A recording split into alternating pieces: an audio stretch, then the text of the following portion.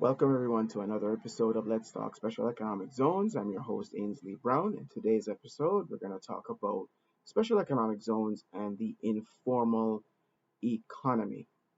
Now, typically, or it's not unusual, I should say, for many developing countries to have a large informal sector. And by informal, I mean those that either are not registered in some way, or those who do not pay um, taxes, principally corporate income tax. Although there may be other reasons why someone doesn't pay corporate income tax, because they could be registered and just don't fall within the threshold to pay the taxes, depending on the jurisdiction that you're in.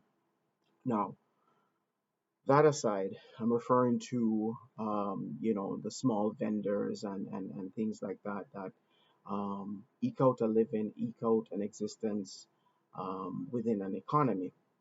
And many of these vendors or entrepreneurs are essential, and there are many of them, and they, in some economies, form the backbone of many economies, and you could say perform an essential service or essential set of services, depending on the economy that you're in and what they provide.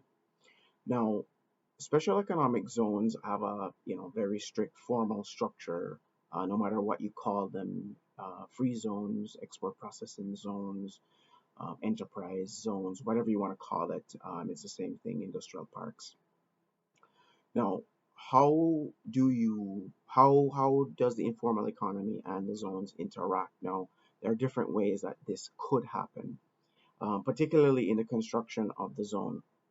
Right before a zone becomes fully commercialized, operationalized, there's the construction phase, the development. Now, outside of the zone, this is where you will find, or sometimes inside the area that's designated, those informal vendors who provide the services, food services, for example, to the workers who are constructing the zone. A very vital thing to keep the zone going, right? So these things happen.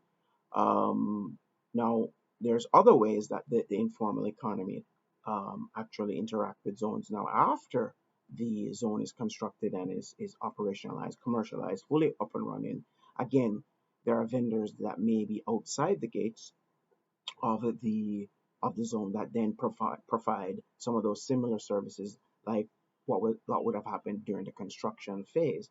Now, it's very important that um, zone developers and zone administrators and zone policymakers take a look at these informal folks, because they form a very essential part of an economy, and ways and means and mechanisms ought to be designed as best as possible to allow or facilitate them. And there are different ways of facilitating them. One, for the provision of their goods and services to continue, but in a structured way. Also, you could open up a pathway for formalization. There will be naturally certain barriers to entry. Those barriers to entry would have to be examined carefully to see if this is the best mechanism to be used as a means for formalization, because sometimes that's not the best way. There may be other government programs that are better suited for it than a special economic zone. However, and again, each regime is different, so you'd have to look at it and see if there's constantly a lot of vendors or a lot of people providing certain types of services that basically are surrounding the zone. You may want to look at it and say, we need to find a way to formally integrate them into the system, because their very existence is showing that there is the zone is actually stimulating activity. It's just that not in the formal sector. But that is important, because when you have to look at the actual economy, the real economy, not just what you're getting in terms of reports or getting in the formal side, income tax returns and such and so forth, or certain claims for certain incentives. You have to look at the entire thing and recognize that yes, the zones are actually doing one of the things that zones are supposed to, or typically, I should say, designed to do, stimulate and have spillover effects. It's just that it's in the informal economy, so it's not being registered formally, but or in fact, as I think about it now, there are other ways that you would see that or a little blip or measurement in that, particularly where there are regimes or countries that have VAT, that's value added taxes, whatever you want to call it. Um, at some point, when these vendors make a purchase, they would spend their money inside the formal economy.